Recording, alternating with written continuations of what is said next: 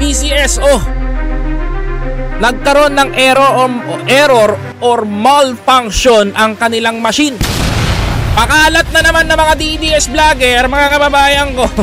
May daya! May daya! May daya! Wow! Ang galing! Mga kababayan ko, pakinggan natin yung balita ngayon ha. Eto siya. Bola na pero binobola pa. Yan ang ginawa sa inyo ni Digong. Bola na, binola pa. Joke lang yun. Pakinggan natin to. Yan ang tingin ng netizens nang biglang magka-aberya sa isang moto draw. Duda nila, baka umi-style lang daw ang PCSO para mamanipula ang resulta. Nasa frontline ng balita niyan, si Camilo Samonte. Lahat? Teka lang. Matanong ko lang, no? PCSO lang ba nagkakaroon ng problema o nagmamalfunction ng makina? PCSO lang, bakit? Lahat naman ng bansa may ibang bansa nga, may ano, 'di ba? May mga sweepstakes din. Nagkakaroon nga ng error. Meron nga sa US, mga kababayan ko, 7 times nanalo. Error ba 'yon?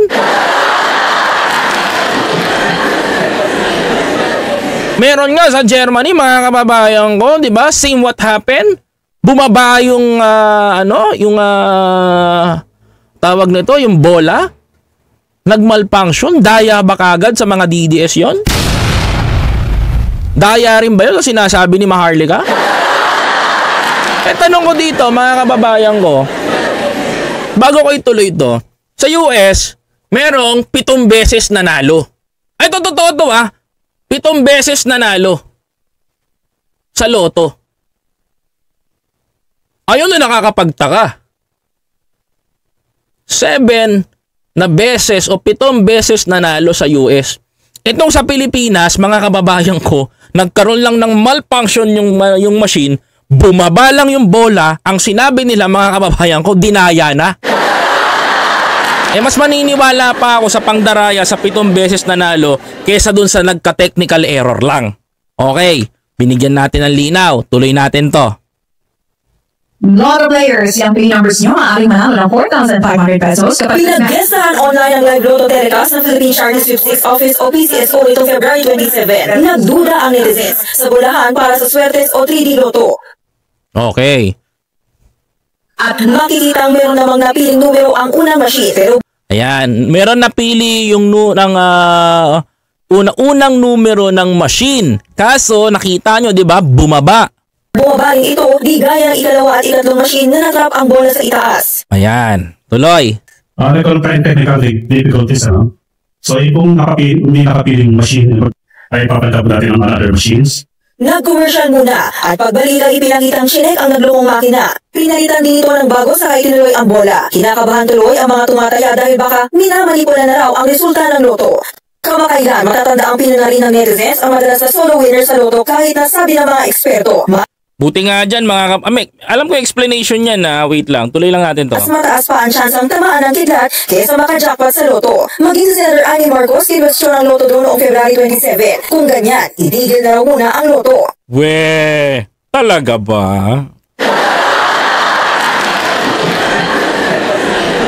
Talaga ba?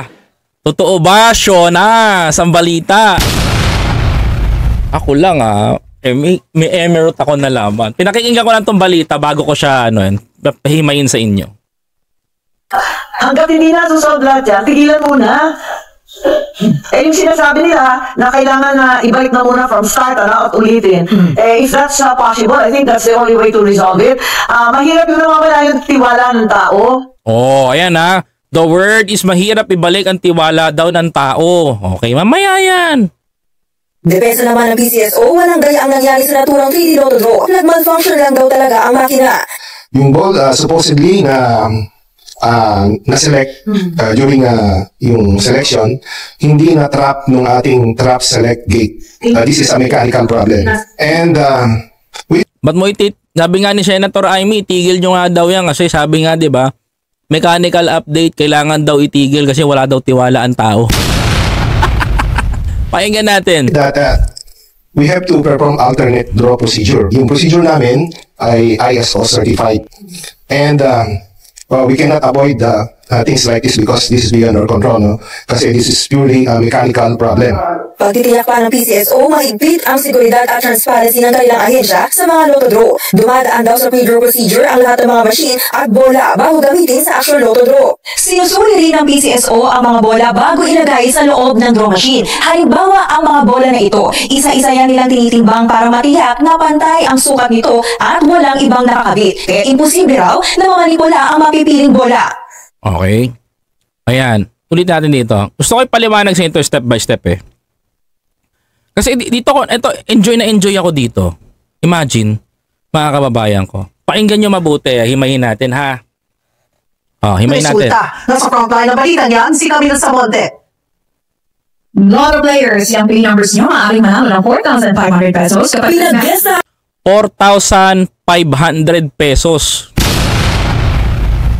Pinagpiestahan ninyo yung PCSO sa 4,500 pesos. Tuloy. Online ang live Lotto telecast ng Philippine Charity Sweepstakes Office o PCSO nitong February 27. Nagduda ang netizens sa bulahan para sa Swertes o 3D Lotto. At makikita ang meron namang napiling numero ang unang... Okay, nalaglag. Pag-usapan natin. Sabi nung ibang netizen, mga kababayan ko, daya daw. Naniniwala ba kayo? Tatanong ko lang, naniniwala ba kayong daya?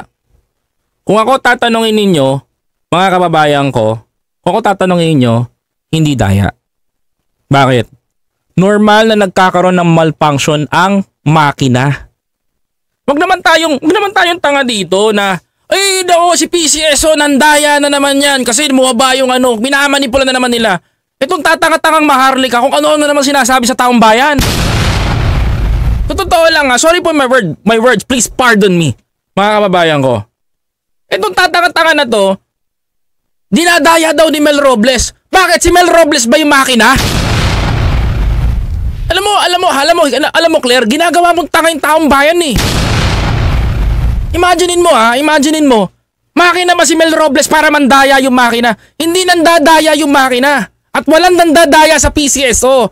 Ang tawag dyan, nagkakaroon ng malfunction ang machine nila kasi bumaba yung isang bola. Hindi daya yun. Sino bang takam? Sasabihin mo, yung PCSO nandadaya yan. Kasi yung makina, tingnan mo bumaba yung bola. Anak ka lang teteng. Magulat ka kung may bola sa gitna nun tas hindi nakakaangat. May daya talaga pag ganun na. Diba sa ka makita, bumaba lang yung bola, sinabihan nyo may daya. Sabi ko sa inyo, pag may bola na sa taas niyan, tas umangat yung bolang ganyan, may daya yun mga kababayan ko, masasabi sa inyo. Kasi hindi naman galing sa baba yung bola. Pero nakita nyo mga kababayan ko umangat. Tapos hindi lang nag-lock yung pinaka-lock niya. Kasi meron naglalak dyan, kung mapapansin nyo, pag angat ng bola, may naglalak dyan. Guguhat kayong gano'n, may naglalak para ma-stuck doon. Hindi naman hindi naman pinalitan, hinawakan. So hindi naman minamanipulate. Talagang makikita ninyo, umaangat yung bola, kaso nga lang nagmalfunction yung makina. Anong daya doon? Mga kababayan ko. Anong daya doon? Alam mo hindi natin kailangan. Sorry for my words talaga. Ang taka nung nagsabi nun. Tuloy. Pero bumabaling ito, di gaya ng ikalawa at ikatlong machine na natrap ang bola sa itaas. Ano ang sagot ng PCSO? Sabi ni Hitad, dapat bulahin din yung isa, dapat bulahin din yung ulitin yan, mga kababayan.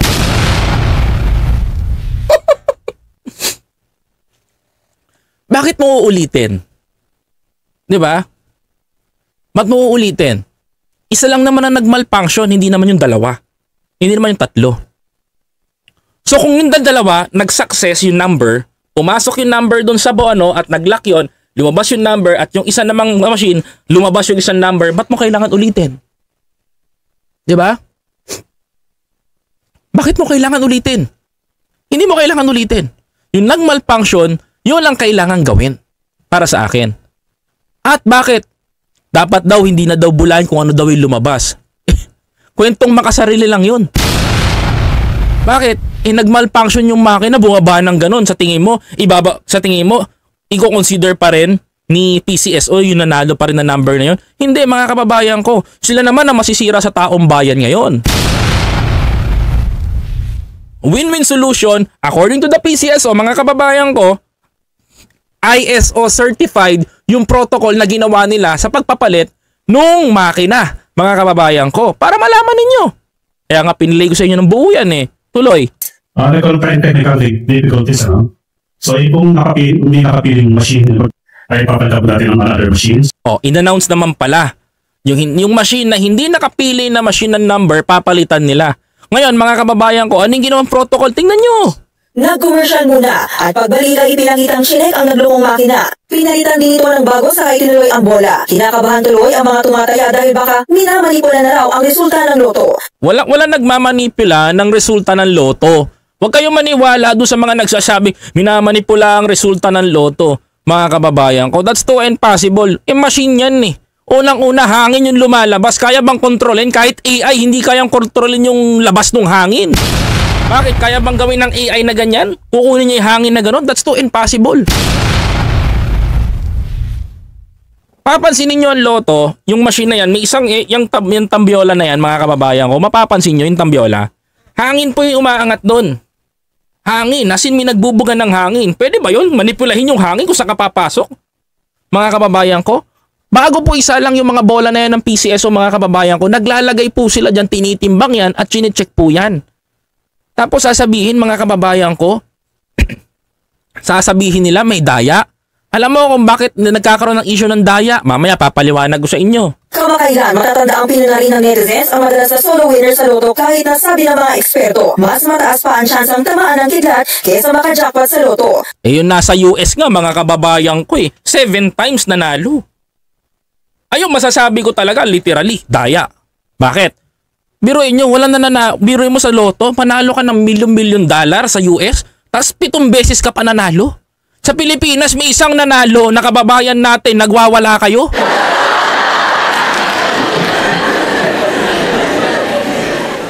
Pucha, sa Pilipinas ano to? Kanya-kanya tayong hilahan pababa? Hindi ganoon ng Pilipino. Alam mo, to be honest ako lang kwento ko sa inyo. Ginisa ni Rapi Tulfo to, sa totoo lang ni Senator Rapi. 'Di ba? Kaya ngayon ang title ni Boss Mike, nakita ko 'yan Aso, yung kinagat daw ng aso tumakbo. Yung aso daw pagkakagat tas tumakbo. Mga kababayan ko. Imagine niyo mga kababayan ko. Tapos pinupunan ni Maharlika, nanghihiram sa isang damit ng ganito. Alam niyo may explanation diyan, mga kapatid. May explanation diyan. Kung ako manalo ng loto, sa tingin niyo gagawin ko to? Tumama ako ng 600 million, for example. Sa tingin nyo gagawin ko to? Mga kababayan ko? Sa tingin nyo gagawin ko to? For example, alam mo, sasabihin ko kay Mel Robles, ayoko gawin yan. Bakit? Mapapahamak pamilya ko Anak ka ng teteng, nanalo ko ng loto, 650 million. Hawak-hawak ko dito. Aasintahin ng mga magnanakaw, ng mga kriminal yung pamilya ko? Mga kababayan ko? Yun ang gusto nyong palabasin? Putya, sana hindi na lang ako nanalo ng loto. Kahit ba, para sa akin sana hindi na lang ako nanalo ng loto kung sakali, kung ako yun, kung gagawin ko yan. Hindi na, babalik ko kay Mel Robles yan. Sa'yo na yung 650 million mo, tapos pipicturean mo ako, popost mo ako. Hindi na.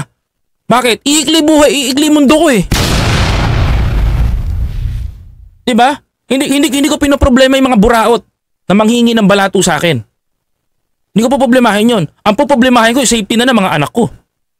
Nanalo ka nga ng loto, lumiit naman ang mundo mo, para saan pa yung pera mo? Diba? Common. Ba't ginagawa ng PCSO to? Hindi para mandaya. Ang totoo, may nananalo. May nananalong tao, may kumikita ng may nananalong tao, merong nagkakaroon ng pera ng kababayan natin, may naiaayon sa hirap ng kababayan natin. Ang problema, mga kababayan ko, ayaw nila magpakita. Si Tulfo, bakit tumakbo? Pagkakagat nung kay Mel Robles. Diba? Si Senator Tulfo, kinagat niya si Mel Robles, ano nangyari? Ba't tumakbo bigla? Bakit? Kasi nakita niya yung mga nanalo. Alam niya na may mga nananalo. Diba? Hindi nagkaroon ng bayaran o bribe na ganito. For sure naman, ba? May integrity naman kahit papano si Tulfo. Hindi, mga kababayan ko ang pangit na kasi na nangyayari. Diba? Pero kung malalaman mo yung totoong nangyayari kung ba't binabanatan ganito ngayon yung PCSO, mga kababayan ko. Malalaman nyo ngayon. Hindi ko, ibubulgar ko talaga ngayon yan, mga kababayan. Ang pangit kasi, sabi ko sa inyo, pag tama ka, papalakpakan kita. Pero pag mali ka, babanatan kita. Airport nga eh. 'Di ba? MIA authority. Hindi ako natatakot upakan dito eh. Bakit? May mali sila eh. Pag nasa tama naman yung ginagawa ng PCSO, ba't hindi ko papalakpakan? Pag pinalakpakan ko, sasabihin nyo, bayad ako. Ganun ba yun? Mga kababayan ko? Pag nagkamali rin PCSO, upakan ko rin to. Ganun tayo, mga kababayan ko. Pero tingnan nyo, mga kababayan ko, ano yung safety na pinapakita nila dito? Ang akin lang dito, mga kababayan ko, kung totoong tao nanalo ng 400 million na to, mga kababayan ko, at lumabas sa publiko, ganito ang ginawa. Mga kababayan, Diyos ko po, paiikliin nyo yung mundo na nanalo, hindi mag-i-enjoy yun. Alam mo dito sa amin, may nanalo na ng loto dito sa amin. Mga kababayan ko sa Project 8. Nanalo ng loto, mga kababayan ko, in a public. 'Di ba? Na-dyaryo. Kahit naka-blurred pa yung mukha, nakilala siya. Nung mga nakakakilala, anong nangyari? Tinarget yung pamilya ng mga kriminal. 'Di ba? Imagine mo, pinatubos sa kanya yung anak niya. Ano pipiliin mo? Pera o anak mo? Mas pipiliin ko anak ko, sa'yo na tong pera na to. Oh, after nun, ano nangyari? Wala na. Nag-US na sila. Yung bahay, andun sa Project 8, sa Road 20, nakatirik pa rin hanggang ngayon. Ghost town na. Ay, ghost house na. Wala na nakatira. Ganun yung nangyari doon. Nanalo ka nga ng loto, binulgar naman yung mukha mo. Wala rin, umikli rin ang mundo mo. Diba? Integrity. Marami na nanalo sa loto. Aminin natin sa Indian, marami na nanalo sa loto. Hindi yung ganito, ganyan, may nanalong ganito, may dinaya. Alam nyo, problema sa atin, minsan crab mentality. Matuwa kayo kung bakit merong ganyan. Kaya kung pupunahin nyo ng pupunahin, mga kababayan ko, please lang, laliman nyo naman. Magkaroon kayo ng common sense. Kasi ako, alam ko eh, bakit ako nagsasabi? Kasi taga rito nga sa amin, may nanalo eh. At yun ang nangyari sa kanya. Diba? Bata pa ako noon, pero tandang-tanda ako. Nadyaryo sila. Oh, tuloy. Maging si Senator Annie Marcos, kinwestiyon ang loto doon noong February 27. Kung ganyan, itigil na raw muna ang loto. Ititigil natin yung loto. Itigil natin yung loto. Sabihin natin, itigil natin ng 1 buwan. 3 buwan, 4 na buwan. 1 taon. O wag na natin patakbuhin yung loto. Ganyan naman yan eh. Ititigil. Sa tingin nyo, mga kababayan ko, this is what happened. Natatawa ko eh. Natatawa ako dito. Tingnan nyo to. I want you to see this, mga kababayan ko. Gusto ko makita nyo to, mga kapatid. Ngayon, gusto ko makita nyo to. Gusto ko nga malaman nyo to. Sige, sabi daw ni Senator Amy, itigil daw. Tuloy. Hanggat hindi na susolve lahat yan, tigilan muna. Yung sinasabi nila na kailangan na ibalik na muna from start at ulitin. If that's possible, I think that's the only way to resolve it. Mahirap yung nawawala yung tiwala ng tao. Yan tiwala ng tao. Tigil natin yung PCSO. Sa tingin nyo, matutuloy natin to? Sige. Hindi, para gusto ko kasi malaman ng taong bayan to. No? Oh. Sige, mga kababayan ko. Tigil natin yung PCSO. Sa tingin nyo, makakapag-donate tayo ng ganito kalaking pera sa mga ahensya ng gobyerno na tumutulong?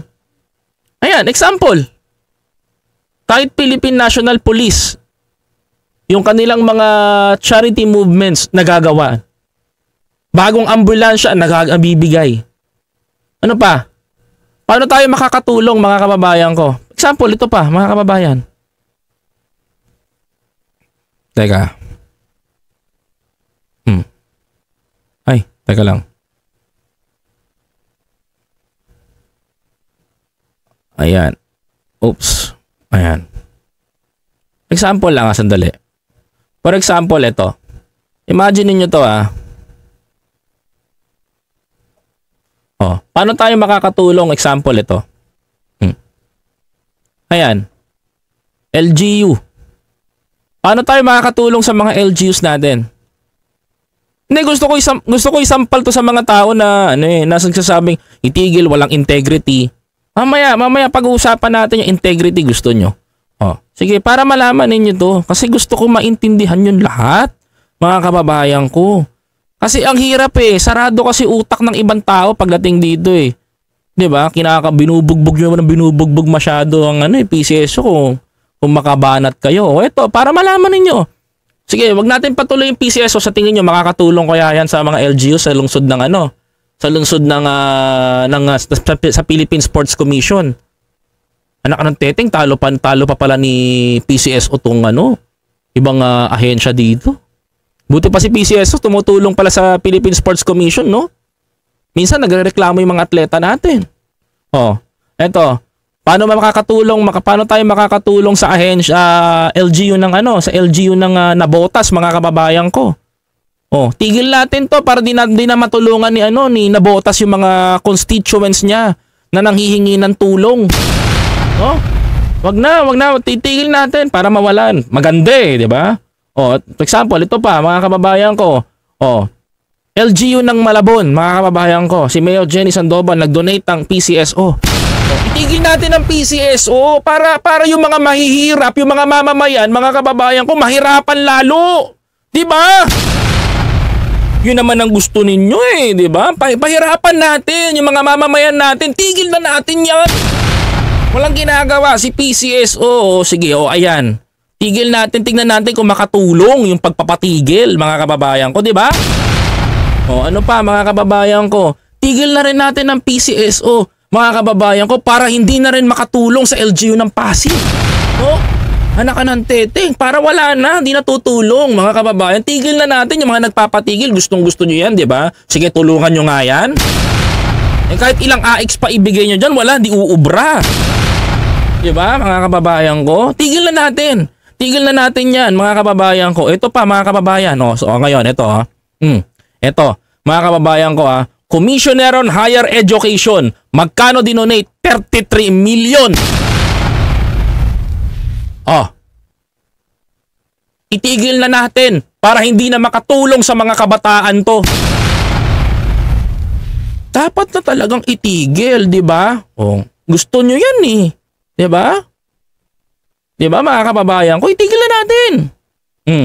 Hanggat hindi na susolve lahat yan, tigilan muna. Tigilan muna. Kami tigilan mo. Ganun dapat. Kawawa taong bayan. Mga kapatid, hindi ko sinasaling yung ating mga magagaling na Pero tingnan nyo muna yung mga nagagawa. Okay? Imagine that, mga kababayan ko. Ayan saan to? Charity of Hope. Mga kababayan ko, mga orphanage. Tigil natin, mga kababayan, para wala na rin makuha ang orphanage. 'Di ba? Imagine saan to? City Treasurer of Muntinlupa, mga kababayan ko. Mga tulong sa LGU. 'Di ba? Nakakahiya naman, mga kapatid, 'di ba? Grabe. Yung sinasabi nila na kailangan na ibalik na muna from start at ulitin. If that's possible, I think that's the only way to resolve it.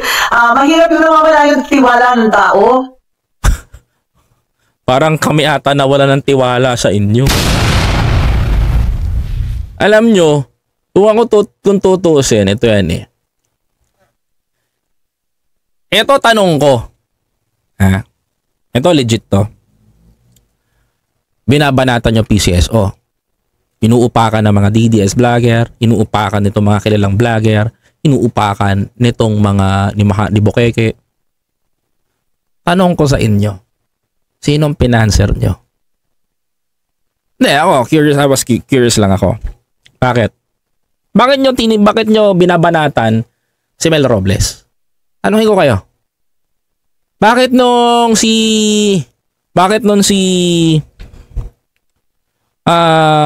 Rosas ang PCSO, yun yung binabanatan?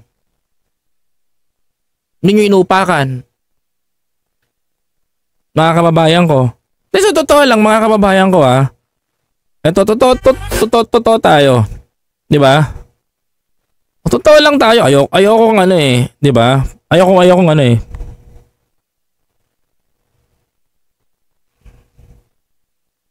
Mga kababayan ko. Hindi tayo eh. Ba't hindi nyo binabanatan yung mga naging PCSO? Ba't si Robles lang ang kinakalantari nyo? Totoo tayo. Magpakatotoo tayo dito. Hindi natin ano. Bakit hindi nyo binabanatan? Tapos si Mel Robles lang. Gusto nyo booking ko? Ha? May gusto kayong iupo dyan. Kaso hindi nyo makuha-kuha. Ngayon, dadaanin nyo yung pagsira, pagwasak ng integrity ng pangalan through social media. Bakit? Kung inappoint ni PBBM yan dyan, ayaw niya kasi ng korap na tao. Gusto niya yung nakakatulong. Ngayon, nakikita nyo yung ginagawa. Alam nyo lang, PCSO tahimik. Alam nyo, PCSO tumutulong lang sa mga nagdadialysis, nagaganyan. Yun lang ang alam ninyo lahat. Pero mga kababayan ko, nakita nyo, pinakita ko sa inyo, di ba? Ched, nakakakuha ng 33 million. Imagine niyo yun, pinoproblema nga ng Ched ng budget nila. Pa sa PCSO, nagbibigay pa sila. Ilang mga kabataan na naaambunan nun? Ilang kabataan na mayroon nagkakaroon doon? Ilang kabataan ng mga nasusuportahan ng programa o ng pagbibigay ng tulong ng PCSO? Pera ng taong bayan yan. Saan? Of course, mga kababayan ko, taong bayan pa rin na nakikinabang. Ngayon, syempre, mga kababayan ko, nung panahon ni PRRD, nung panahon ni Pinoy, nung panahon ng mga nakaupo dyan, hindi nyo binabanatan yan. Tahimik. Bakit? Kasi nagagawa nyo yung gusto nyong gawin, mga kababayan ko. Diba? Tama ako? Nagagawa nyo yung totoong korap sa posisyon. Pero ngayon, mga kababayan ko, may namumuno, may chairman na gumagawa ng paraan, nagbibigay ng tulong, ginagampanan ng trabaho. Syempre, di nyo magawa na gurgurin, di nyo magawa na sulsulan, hingian ng ganito, extortion, wala kayong makuha sa PCSO, babanatan nyo. Pero, alam ko, tinatrabaho nyo na masira yung integrity para mapalitan ng nakaupo, nakaalyado nyo. Trust me, kahit ano pang paninira ninyo, hindi nyo magagawa. Mark my words. 100%.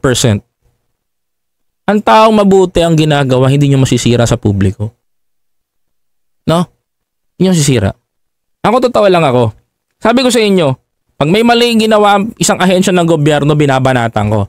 Pag meron tamang ginagawa, pinapalakpakan ko dito. Hindi masamang gawin yon, mga kababayan ko. Totoo lang tayo na may ginagawang maganda. Pinakita ko sa inyo, di ba? Hindi ako pwede magsinungaling, hindi ko rin pwede i-edit yon. Kasi may natatanggap sila. At bawat LGU natin, kahit Quezon City, Mapa Malabon, Mapa Kamanaba pa yan, kahit ano pang syudad, nakakatanggap. Kahit nga Ched 33 million, nakita nyo, di ba? Sana ganyan. Di ba? Ang problema lang kasi dito kay Mel Robles, hindi siya showy. Hindi siya showy. Bakit? El Shaddai. Hindi trapong hindi trapo si Mel Na kagaya, oy, picture mo ako dito, picture mo akong ganun Kung tumulong siya, tahimik He's doing his job as well. Para sa akin. Yun lang yun. Yun nakikita ko dun. Yun lang ang napapansin ko sa kanya. Kasi tinignan ko, nag-research ako Tinignan ko yung problema, tinignan ko ganito, tinignan ko yan. Ano pa yung komento ko? Ito, comment ko. Tapos nalaman ko, mga kababayan ko, based doon sa mga kaibigan natin na sa palasyo, binabanatan yan si Mel kasi gusto nila mapalitan. Kasi ang balita ko, meron daw isang girl na tumondo dito sa isang sa mga kilalang vlogger. Sa mga kilalang vlogger. Para upakan tong PCSO. Kasi nga, itong si girl, mga kababayan ko, hindi niya mauupo yung bata niya. Hindi niya maiupo yung bata niya. Harang na harang. Mga kapatid, harang na harang. Hindi niya maiupo yung bata niya. Harang na harang. Actually, bibigyan ko kayo ng clue. Itong girl na to, mga kababayan ko. Itong girl na to is masasabi natin, alam nyo na, sobrang dikit kay Pangulo. Hindi ko na babanggitin kung ano pangalan. Kasi nga, napa-appoint niya yung dalawang friend niya sa mas mataas na posisyon sa Pilipinas. Kaya, itigil muna natin ito. Alam nyo na. You get my point. Yan lang. Sana, wag nating hayaang masira yung isang ahensya ng gobyerno natin na may natutulong naman pala. 'Di ba? Mga kababayan ko. Wag natin sirain yung integrity ng ano. Yung mga kaya yung mga bumabanat ngayon sa pieces, so tandaan nyo to mga kababayan ko. Ayoko pero marami akong kaibigan.